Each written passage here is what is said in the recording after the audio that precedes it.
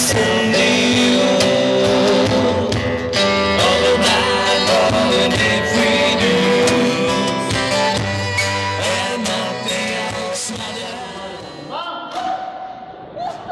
se stalo?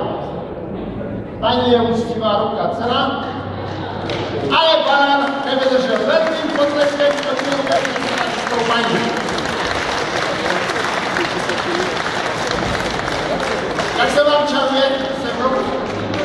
No, výborně, tak fantastické obecenstvo, jestli víte, na co to je. Jaké jablka? U nás každou neděli do takovou pytle vybírají peníze v kostele. No, já jsem chodil malý, tak jsem chodil předu, děda se zadu hlídal, zaměstnaný lidé nám házeli peníze, někteří peněženky, jak to tak jsme hodili na dovolenou. Prosím vás, zkuste, či to je prázdné. No, vy jste vdana? No, moc svobodné zkoušejí tak, a vdany vždycky tak. No to vytáhněte, co to je. To jsou studie, aby se nestratili, tak je pěkně popočítáme, kolik jich tam bylo, tak aby všichni viděli na nás. Raz, 2, 3, 4, 5, 6 a 7. Aby se studie nestratili, tak vy, taká šikulka, budete držet, ale prosím vás, nic tam nečaví od paní, dobře? Je to vstyčilo. Tak? No. A kdy se měl přidat? Babuka říká, Čárny, nejedeš čarovat, prosím, podržte. Vem si dešky. Ona tu by si byla, že budu velmi často pršit. Aby se dešky nestratil, tak bude vydat tu pouze. Tak, držte.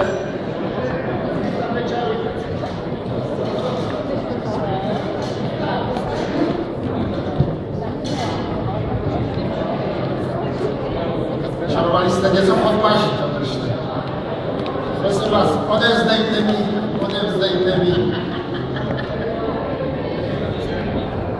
Co vy tu vyvadíte, paní?